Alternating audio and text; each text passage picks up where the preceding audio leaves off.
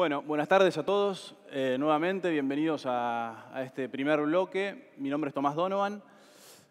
Cuando pensé en una charla corta, nosotros nos especializamos mucho en negociación, se me ocurrió la idea de tratar de simplificar en un modelo que vengo trabajando hace tiempo, la idea de cuáles son las mentalidades, yo lo llamo los 4 oficios que convergen en la creación de valor, ¿no? En toda negociación, un desafío crítico es cómo generar valor. Entonces, después de muchas clases, de tener muchos alumnos en el MBA y de trabajar con clientes de distintas industrias, traté de sistematizar y de simplificar en un modelo 4 energías mentales que para mí son críticas a la hora de negociar de manera eficiente, por decirlo. Entonces, la idea va a ser recorrer las 4 mentalidades de este modelo y no de manera abstracta, sino tratando de visualizar cómo se pone en práctica cada una de estas modalidades en un caso concreto. Entonces, voy a tratar de jugar con lo conceptual e ir a un caso donde podamos visualizar qué significa eso en la práctica. Pero antes de ir al modelo de los 4 oficios o 4 mentalidades, lo voy a llamar de cualquiera de las 2 formas, quería como generar una visión compartida respecto al tema que nos convoca hoy en este primer panel, que es negociación, ¿no? Y quería arrancar con una pregunta retórica, ¿no? A la hora de definir los componentes básicos de una negociación, una situación típica de negociación, ¿qué elementos entran en juego? Piensen, ¿no? A la hora de negociar, quizás uno podría decir, sintetizar que una negociación es una situación en la que convergen 2 Ds de dedo, ¿no? Por un lado, dependencia. Yo no negocio con alguien si no necesito algo del otro. Si pudiera hacerlo solo, lo hago solo. Cuando negocio es porque necesito algo que no tengo. Ahora, si necesito algo que no tengo y el otro me lo da inmediatamente, ¿hubo negociación? No. Falta la otra D, que es diferencia. Que haya algún tipo de disenso respecto a el plazo, la calidad, el precio, etcétera, etcétera. Entonces, una negociación se pone linda cuando estamos en esta intersección de que necesito algo del otro, pero el otro no me quiere dar lo que yo quiero. ¿Bien? ¿Estamos ahí? ¿En la misma página? Entonces, vamos a hablar de un modelo de 4 mentalidades para manejar estas situaciones que ustedes tienen todos los días en distintos niveles, en su vida personal y profesional, para manejar con calidad esa encrucijada entre dependencia y diferencia. Ahora, permítanme hacer un pequeño doble clic en diferencia, porque ¿cuáles son las tradiciones hegemónicas, las tradiciones más fuertes en nuestra sociedad a la hora de gestionar conflictos, ¿no? Por lo general, cuando hago esta pregunta, surgen 2 respuestas. Una que tiene que ver con el mundo del derecho, ¿no? La ley es una tradición impresionante para dirimir conflictos. Y la otra, en la arena más política, cuando no hay consenso en el Congreso, por lo general, ¿qué se hace? Se vota, ¿no? Entonces, la votación y el derecho son 2 disciplinas muchísimo más antiguas que la negociación y mucho más fuertes en cuanto al marco institucional a la hora de resolver los conflictos. ¿Por qué traigo esto? Porque estas 2 tradiciones comparten 3 premisas que para mí la negociación intenta derribar, intenta cuestionar, no porque sea superadora, sino porque tiene otra lógica intrínseca. Si lo pensamos, tanto el derecho como la votación, en primer lugar, suponen un antagonismo casi constitutivo. O sea, un juicio supone un demandado y un demandante. Una ley, uno vota a favor o en contra, o puede abstenerse, pero necesariamente tiene que haber algo que votar a favor o en contra. Si no, no hay votación, no hay que votar. Esa es la primera condición, antagonismo constitutivo. Punto número 2, tanto el derecho como la votación tienden a tener una visión del conflicto más bien estática. ¿Puede un juez juzgar un hecho que no aconteció, que no ocurrió aún? No. ¿Podemos votar una ley, al menos en la teoría, lo que debería ocurrir? ¿Pueden los políticos votar una ley que no esté 100% definida? Y sería una irresponsabilidad. Entonces, tanto el derecho como la votación no solo parten de un antagonismo, sino que lo otro que confluye es que son más mecanismos para tomar decisiones sobre algo que ya está predefinido que mecanismos para transformar esas diferencias en otra cosa, que vamos a ver que la negociación tiene más que ver con eso, y por eso las 4 mentalidades para crear valor. Entonces, estas 2 tradiciones vamos por el segundo supuesto, tienen una visión post-mortem del conflicto, tienen una visión disecada, le hacen una autopsia al conflicto y toman decisiones al respecto. Y finalmente, en estas dos tradiciones hay como una obsesión por la legitimidad del proceso. Hay una obsesión porque el resultado no sea potencialmente cuestionable. ¿Y por qué? ¿Por qué es tan importante la legitimidad del proceso? Volvemos al punto número 1. Como se parte desde el vamos de un antagonismo, de un conflicto suma cero, hay que asegurar las condiciones para que el que vaya a perder asegure el resultado. ¿Me siguen? Entonces, fíjense, estas dos tradiciones tienen estos tres cimientos muy establecidos y la negociación, que a mí me gusta definirla como el arte de transformar las diferencias iniciales en oportunidades de creación de valor, fíjense, esta definición requiere cuestionar las tres premisas de las que hablamos. Primero, un buen negociador está convencido de que hay más variables en juego de las que aparentemente hay y tiene como una obsesión por encontrar esas variables donde no pierdo a costa del otro. Punto número 2. Para lograrlo primero, para encontrar esos vericuetos, para salir de la negociación hermética, necesito ver el conflicto como un organismo vivo, no como algo disecado sobre lo que decido, sino como algo que le puedo agregar partes, le puedo agregar temas, puedo secuenciar la negociación, pero es algo en transformación. Y punto número 3, un buen negociador no está tan obsesionado por la legitimidad del resultado, sino que está más obsesionado por asegurar la satisfacción de los intereses críticos de cada lado. ¿Me siguen? Entonces, recapitulando, vamos a hablar de 4 mentalidades para, primero, crear valor, ¿no? Segundo, ver a los conflictos en movimiento.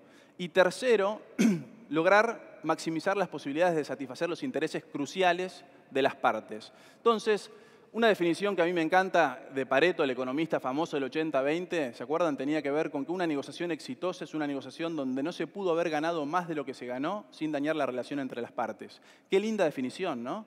Pero fíjense, no tiene nada que ver con estas 3 premisas que parecen guiar el comportamiento de estas 2 grandes tradiciones. Ahora, para ir a esta definición hay que meter mucho rigor y hay que combinar capacidades muy distintas que yo humildemente intento sintetizar en este modelo de los 4 oficios o de los 4 jugadores. Muy linda esta definición de crear valor en base a las diferencias, pero qué difícil llevarla a la práctica cuando se combinan 3 elementos que por lo general la hacen difícil de llevar a la práctica. Primero, sesgos individuales, ¿no? Sesgos que nos llevan más a minimizar los riesgos en una negociación que a maximizar valor. O sea, estamos preconfigurados más para minimizar errores. Segundo, el vértigo del mundo actual. Todo es ya, las películas son cortas, la serie la pasamos rápido. Ese aceleramiento se nos inmiscuye al negociar y queremos resolver rápido una negociación. Resolver rápido una negociación es resolverla generalmente en base a posiciones, en base a las posiciones evidentes de la negociación. Difícilmente encontremos oportunidades de creación de valor. Y finalmente, qué difícil que es negociar en empresas donde los incentivos, los objetivos suelen estar atomizados entre las áreas, con lo cual la autoridad que tiene cada persona para definir o negociar con un proveedor está muy restringida y eso también afecta la capacidad de generar valor. Entonces, la cancha está difícil. Es linda la definición, pero ¿cómo hacemos para que sea factible al menos negociar creando valor? Entonces, les quería mostrar un poco el modelo que yo armé, que tiene que ver con estas 4 mentalidades que confluyen, a mi juicio, en un negociador experto, ¿sí? La primera tiene que ver con el psicólogo, después vamos a hablar del comercial, político e ingeniero. El psicólogo, y aquí vamos a hablar del cuento de la naranja, que muchos de ustedes lo conocerán, tiene que ver con que un negociador es curioso, está obsesionado por entender no solo lo que el otro quiere, sino para qué lo quiere, con la premisa de que conocer el para qué te da mucha más información para crear valor que si te quedas en las capas superficiales del conflicto, ¿sí? Por ahora lo dejo ahí. Comercial. Así como el psicólogo intenta hacer como un doble clic en los temas para encontrar variables de ajuste, el comercial tiene que ver con agregar otros temas. Es decir, el psicólogo es más convergente sobre los temas explícitos de la negociación. Ahora, muchas veces, cuando los intereses chocan, a nivel psicólogo, un buen negociador te agrega otras variables. Por una cuestión matemática, cuantas más variables agrego a la mesa, más posibilidades hay de generar trade-offs, ¿no? Cosas que el otro no valora tanto que se las doy a cambio. Por eso esa famosa frase de Mark Twain, no sé si la conocen, de Gracias a la diferencia de opiniones existen las carreras de caballos, ¿no? Gracias a que la gente valora cosas distintas, es posible negociar e intercambiar cosas. Pero fíjense, el psicólogo es más convergente. El comercial es expandir el conflicto, complejizarlo. El político no está mirando la substancia de la negociación.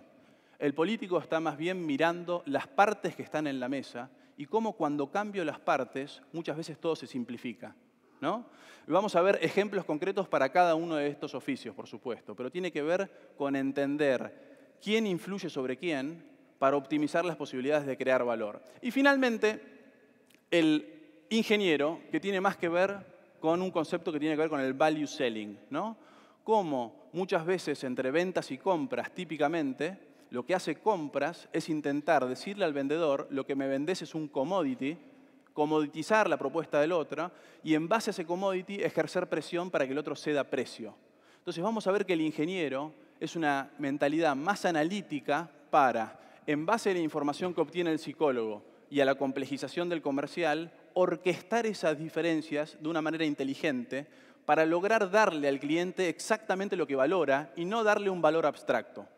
¿Estamos? Entonces, 4 mentalidades críticas, 4 mentalidades que convergen en un buen negociador. Vamos a hacer un doble clic en el primero, y yo puse aquí en el medio el cuento de la naranja, porque es un cuento que me permite ir presentando estas distintas energías. ¿Conocen el cuento de la naranja en general? ¿Sí? 2 chicas peleándose por una naranja, se están por agarrar a las trompadas, llega la madre del trabajo, agarra la naranja, la parte al medio y le da media naranja a cada una. Una de las chicas va a su cuarto, come los gajos, tira la cáscara, la otra va a la cocina y hace lo contrario. ¿Sí? Tira los gajos y con la cáscara empieza a cocinar una torta que requería cáscara naranja. Entonces, ¿cómo fue la resolución de la madre del conflicto? Pobre, le podría haber dado el doble a las 2, pero no indagó, se quedó en el síntoma del conflicto, no preguntó para qué quieren las cosas. Los buenos negociadores están obsesionados con entender el para qué quiere el otro lo que quiere, convencidos de que cuando llego a ese nivel hay más fertilidad para generar valor. El gran obstáculo, la tendencia a universalizar la propia singularidad. Tendemos a ver al otro en base a nuestra propia percepción. Yo siempre cuento una anécdota muy simple de ir a ver a un cliente un día de mucho calor, llegar tarde, no encontrar estacionamiento y terminar estacionando a 10 cuadras. Y cuando estoy llegando al lugar de donde iba, justo un auto estaciona, enfrente, ¿no? Cuando se baja esa persona, yo digo, inconscientemente, qué feliz debe ser esta persona, ¿no? Ahora, uno no piensa que quizás esa persona estacionó a 10 o 20 o 30 cuadras de donde iba. Pero todo el tiempo decodificamos la realidad a la luz de nuestra propia realidad. Y eso es un gran obstáculo a nivel psicológico. Bien, la segunda mentalidad de la que les quería hablar y una nota más del psicólogo. ¿Por qué es tan importante el psicólogo? En principio, por 2 razones fundamentales. ¿Vieron cuando van a ver una película basada en un libro que leyeron y que les encantó? ¿Cuál suele ser mejor? El libro, ¿no? Porque en el libro hay más espacio para la coautoría, uno le mete sus caras a los personajes, es decir, uno es más protagonista, la película viene más enlatada. El psicólogo necesita entender esos intereses para ofrecer algo que esté ayornado a esas necesidades, ¿sí? Eso es crítico. Bien, voy a ir al comercial ahora. El comercial tiene que ver con esta capacidad de extender el conflicto, de agregar variables para poder tener más variables de ajuste, ¿sí? Y acá yo quería traer un ejemplo muy simple de la industria vitivinícola con la que trabajo bastante, donde los productos argentinos en el exterior compiten muchísimo con Chile, básicamente, que llega con acuerdos comerciales que le dan mucha más rentabilidad. Entonces, el desafío crítico de los comerciales para competir en esos mercados está con agregar otras variables que la competencia no tiene. Léase vino a granel, léase marcas privadas para desarrollar los productos que los supermercados quieren desarrollar, pero la energía constitutiva es más complejizar que hacer un doble clic en para qué usa el otro lo que usa. ¿Sí? Entonces, estos 2 movimientos quiero que los vengan naturalizando. Uno tiene más que ver con la curiosidad, con entender el para qué. El otro tiene que ver con, dejá de hablar de eso, agregame otras variables. Vuelvo al cuento de la naranja. ¿Se acuerdan? Compiten, pero conociendo intereses lo destrabo. Ahora, supongamos, alteremos el famoso y emblemático cuento de Fisher, ¿no? Y digamos, supongamos que las chicas logran hablar de los intereses, del para qué, pero las 2 quieren la naranja para lo mismo. Las 2 la quieren para comer los gajos. ¿Qué pasa? ¿Se acabó el arte de la negociación? No. ¿Qué otra variable puedo agregar a esa negociación cuando compiten los intereses? Imaginemos que una de las hermanas le pregunta, ¿pero vos no tenías clase de matemática en el centro hoy? Sí. Y bueno, ¿y no te sirve si yo te doy la bicicleta a cambio de que vos me des la naranja? Fíjense, en ese ejemplo tan concreto, el movimiento no es entender el para qué quiere la naranja, sino agregar otras variables a la negociación para permitir trade-offs. ¿Bien? Político. Yo hice una maestría en Inglaterra, donde estudié el conflicto de Irlanda del Norte, y el gran aprendizaje del acuerdo del 98, se llama el Good Friday Agreement, es que el conflicto solo se resolvió no cuando se pasó de intereses a posiciones, no por psicólogo, no por comercial agregando otras variables, sino que se logró cuando Margaret Thatcher aceptó hablar con Sinn Féin, que era un partido republicano, con lazos con el IRA. Hasta que no se le dio legitimidad a un partido político por razones X, no se pudo resolver el conflicto. Pero el desafío tenía más que ver con agregar una pieza que no estaba en la mesa, más que con pasar de posiciones a intereses o extender el conflicto. Y finalmente, quería cerrar con esto, la mentalidad ingenieril, ¿no? La mentalidad ingenieril tiene más que ver con el rigor analítico para, una vez que tengo todas las variables extendidas de mi propuesta de valor desde una metodología comercial, una vez que desde el nivel psicológico entendí bien cómo cada cliente prioriza de manera diferente esos ítems, imaginemos que agregué además las variables políticas, las partes adecuadas, ¿cómo orquesto, cómo hago ensamblar analíticamente esa oferta para que tenga sentido a la luz de las necesidades de los clientes? Y este ejemplo típico, ¿no?, del famoso libro, ya un clásico del management, ¿no?, La estrategia del océano azul, tiene que ver con cómo un restaurante, cuando tienen claro toda su oferta a nivel comercial y le suma a eso un correcto entendimiento de las necesidades de un cliente específico, en este caso clientes que van a ver las carreras de Fórmula 1, esa convergencia de tener mucha claridad sobre la oferta más conocimiento de las necesidades específicas de ese cliente te permite ponderar, ¿no? Fíjense, el azul y el verde son cadenas hoteleras que reparten de manera más bien amorfa su oferta. Versus, ¿para qué vamos a invertir en cosas que el cliente no valora? ¿Para qué invertimos en el lobby si el cliente llega de noche?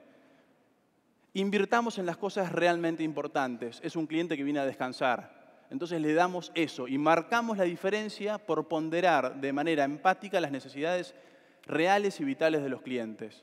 Entonces, estoy en el límite del tiempo. Lo que quería que se queden pensando es cómo la negociación tiene que ver con articular mentalidades que son muy difíciles de complementar. ¿Por qué? Porque el set de habilidades que requiere el psicólogo, por lo general no tiene nada que ver con el político, ni con el ingeniero, que es más analítico, ni con el comercial, que suele ser más persuasivo. Entonces, mi idea era dejarlos pensando en cómo crear valor al negociar tiene mucho que ver con orquestar estas distintas mentalidades. Así que muchas gracias y, bueno, los dejo con el siguiente orador.